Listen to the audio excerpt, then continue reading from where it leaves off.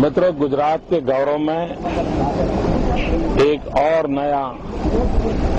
नई सौगात आज हमें प्राप्त हुई है।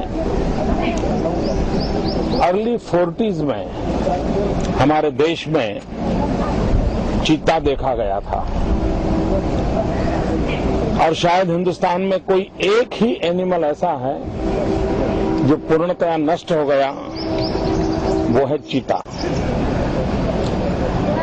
अर्ली 40s के बाद देश में कहीं पर भी चीता नजर नहीं आया।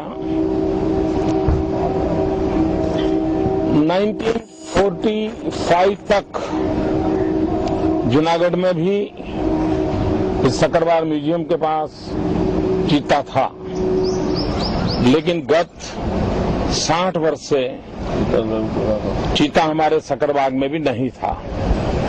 आज भी हिंदुस्तान में कहीं पर भी चीता नहीं है, जू में भी नहीं है, जंगल में भी नहीं है।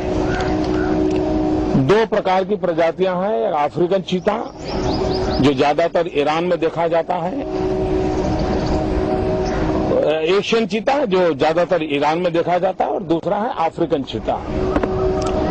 ये जो 4 चीता हैं, 2 मेल 2 फीमेल, ये सिंगापुर से हम लाए हैं, लायन के एक्सचेंज में लाए हैं और कोशिश ये है कि ब्रीडिंग में हमें सफलता मिले।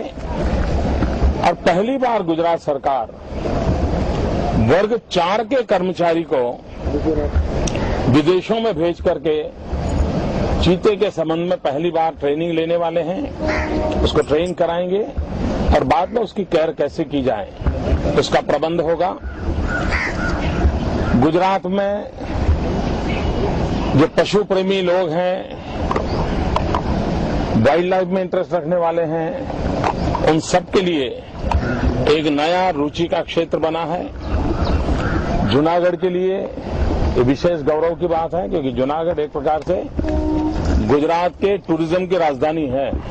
एक ही जिले में इतना टूरिज्म का स्कोप हो, वैसा जूनागढ़ है। और उस जूनागढ़ के अंदर सक्करबाग में आज 2 मेल 2 फीमेल ये चीतों का आना मैं स्वागत करता हूं। और गुजरात के नागरिकों को और देश के नागरिक जो द्वारका सोमनाथ की यात्रा के लिए आते हैं, गिरनार की यात्रा के लिए आते हैं, उनको चीते के दर्शन का एक नया सौभाग्य प्राप्त होगा। गुजरात सरकार ने एक स्वाभाविक लोक भागीदारी के विचार को रखा है, पब्लिक प्राइवेट पार्टनरशिप। और हमने कहा है कि जू में जो एनिमल्स हैं उनको आप दत्तक ले सकते हैं और दत्तक लेकर के आपके परिवार को उस पशु के साथ जोड़ करके अपनी जो भावना है उसको व्यक्त कर सकते हो। साल में 2 बार 4 बार उसके बाद आना मिलना ये सब कर सकते हो। तो ऐसी योजना हमने विकसित की है। उसी प्रकार से गुजरात में जैन परंपरा का विशेष प्रभाव है। पर्यूषण के समय जीवदया का हमारे यहाँ बहुत बड़ा काम होता है। राज्य सरकार ने भी तय किया है कि सरकार भी जीवदया सप्ताह मनाएगी और ये जीवदया सप्ताह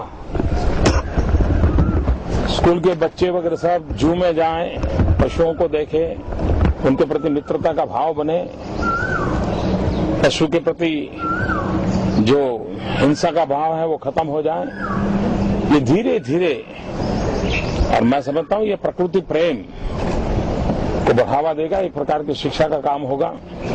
तो हम पर्यूषण के पर्व के समय जीवदया सप्ताह भी मनाने वाले हैं और वो लगातार उस परंपरा को हम विकसित करने वाले हैं।